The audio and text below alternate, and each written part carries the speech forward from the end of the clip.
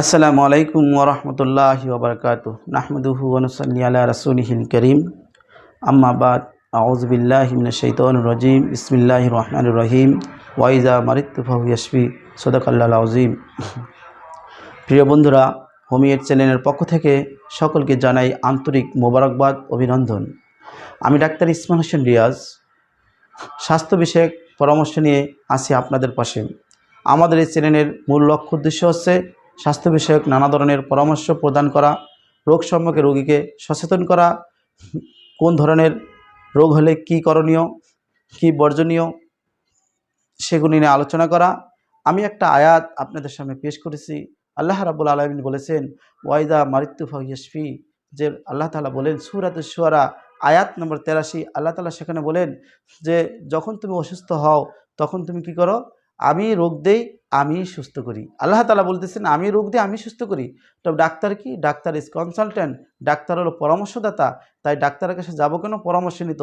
তিরমিজি শরীফ হাদিস, আল্লাহ নবী সাল্লাল্লাহু আলাইহি সাল্লাম বলেন ওয়াইদা মারিতু ফাতাদাও, যখন তোমরা অসুস্থ হও তখন এই সম্পর্কে যারা জানে, রোগ সম্পর্কে যারা জানে তাদের কাছে যাও। অর্থাৎ ডাক্তারের কাছে যাওয়া, চিকিৎসা নেওয়া এবং চিকিৎসা গ্রহণ করা এটাও সুন্নতের অন্তর্ভুক্ত। যাই হোক বন্ধুরা, আমি এরকম অনেক ভিডিও দিয়ে থাকি। তাই আমার আজকের নতুন ভিডিওর বিষয় হচ্ছে কোষ্ঠকাঠিন্যর চিকিৎসা করা না হলে কি অসুবিধা হতে পারে। একজন রোগীর কোষ্ঠকাঠিন্য, মলশক্ত এই ধরনের চিকিৎসা যদি না হয় তাহলে কি অসুবিধাগুলো হতে পারে, কি জটিলতাগুলো হতে পারে, সেই বিষয়ে আজকে আমি কিছু আলোচনা করব, আপনাদের সামনে তুলে ধরছি। তবে মূল বিষয়ে যাওয়ার আগে বন্ধুদেরকে বলবো অবশ্যই যারা আমার চ্যানেলটাকে এখনও সাবস্ক্রাইব করেননি, সাবস্ক্রাইব করে পাশে থাকা বেল আইকনটি প্রেস করে রাখুন, যাতে করে নতুন নতুন ভিডিও আপনার কাছে পৌঁছে যায়।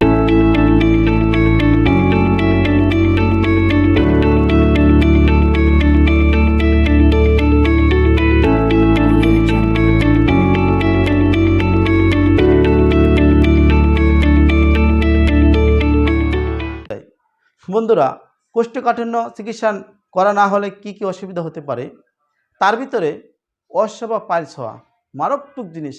দীর্ঘদিন যদি কোষ্ঠকাঠিন্য হয়, আপনার কোষ্ঠকাঠিন্য হলে দীর্ঘদিন কোষ্ঠকাঠিন্য হলে পাইলস হওয়ার সম্ভাবনা থাকে। তার মানে পাইলস মলদ্বারে ফুলে যাওয়া, মলদ্বারে ব্যথা হওয়া, মলের শিরাগুলো মোটা হয়ে যাওয়া এবং যন্ত্রণা করা ইত্যাদি হতে পারে যদি আপনি সেই কোষ্ঠকাঠিন্য চিকিৎসা যদি না করেন। অ্যানাল ফিসার বা মলদ্বারে আলসার হওয়া। অ্যানাল ফিসার হলো মলদ্বারে এক ধরনের ঘাও, ক্ষত সৃষ্টি হওয়া, কিছুদিন হয় আবার ভালো হয় আবার ক্ষত হয়, এই কোষ্ঠকাঠিন্য থেকে হয়। আপনি এটার যে চিকিৎসা সঠিকভাবে সঠিক সময় উপযুক্ত সময় যদি চিকিৎসাটা গ্রহণ না করেন তাহলে এটা হওয়ার সম্ভাবনা আপনার অধিক বেশি। রেকটাল প্রোল্যাপস বা মলদ্বারের বাইরে বের হয়ে যাওয়া, যে মলাশয়টা আপনার বের হয়ে যায় কেন? অতিরিক্ত কোদ দিয়ে অতিরিক্ত কোষ্ঠীবেশন হলে এই জিনিসটা হয়। এই জন্য আমার যখনই কোষ্ঠকাঠিন্য দেখা দিব আমি একজন ডাক্তারের শরণাপন্ন হব এবং তার থেকে সুন্দর একটা চিকিৎসা নেব। খাদ্য নালীতে প্যাঁচ লাগানো, প্রস্রাব বন্ধ হয়ে যাওয়া, এই কোষ্ঠকাঠিন্যের কারণে প্রস্রাব পর্যন্ত বন্ধ হয়ে যায়। মানসিকভাবে অসুস্থ হয়ে পড়া, খাদ্যনালীতে আলসার বা ঘা, এমনকি পারফেকশন বা ছিদ্র হওয়া, খাদ্যনালী পর্যন্ত ছিদ্র হয়ে যায়। বন্ধুদেরকে বলবো যে যারা কোষ্ঠকাঠিন্য ভুগতেছেন, এই অসুবিধাতে ভুগতেছেন, অবশ্যই আপনার চিকিৎসকের শরণাপন্ন হন। একজন ভালো মানের চিকিৎসকের কাছে যান, যে আপনার এই লক্ষণগুলি বলুন এবং সে যেন একটা যথোপযুক্ত সুন্দরভাবে আপনার চিকিৎসার ট্রিটমেন্টটা দিতে পারে। তবে আমি বলবো যে প্রচলিত চিকিৎসার ভিতরে আমরা এখনও গদবাদা পড়ে আছি। দেখেন, আজকে মানুষের যে রোগগুলো হয় সেগুলো ঘরোয়াভাবে চিকিৎসা না করে, প্রাকৃতিক চিকিৎসা না করে কৃত্রিমভাবে শুরু করে দেয়। আমরা সেই কৃত্রিম চিকিৎসা দিকে যাব না, আমরা যাব ন্যাচারাল, প্রাকৃতিক। যদি প্রাকৃতিক ন্যাচারাল বলা হয় তাহলে অবশ্যই সেটা হোমিওপ্যাথিক চিকিৎসা। আমি বলবো হোমিওপ্যাথিক চিকিৎসা ডাক্তার মহাত্মা সেলিমান হেলিমেন স্যার, তিনি এই জগতের শ্রেষ্ঠ কালের শ্রেষ্ঠ চিকিৎসক, শ্রেষ্ঠ বিজ্ঞানী। তিনি তার চিকিৎসার ধারাটাকে এমনভাবে সাজিয়েছেন একটা মানুষের লাইফস্টাইলকে চেঞ্জ করতে পারে, একটা মানুষের পরিবেশ পরিস্থিতির ওপরে সেই মেডিসিন, যেমন সিজনাল কোন সমস্যা হচ্ছে সেগুলো দিয়ে ট্রিটমেন্ট করা হয়, একমাত্র হোমিওপ্যাথি চিকিৎসকরা করে থাকেন। তাই আমি বলবো যারা আপনারা চিকিৎসা নেবেন অবশ্যই একজন রেজিস্টার প্রাপ্ত চিকিৎসকের কাছে যাবেন, গিয়ে সেখান থেকে সুন্দর একটা চিকিৎসা নিয়ে আপনি সুস্থতা বোধ করুন।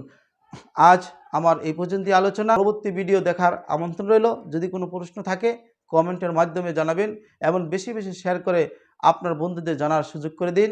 এরকম নতুন নতুন ভিডিও তৈরি করতে আমাদেরকে আপনারা উৎসাহিত করুন। আজ এ পর্যন্তই। ভালো থাকুন, সুস্থ থাকুন, হোমিওর সাথেই থাকুন। আসসালামু আলাইকুম ওয়া রাহমাতুল্লাহি ওয়া বারাকাতুহু।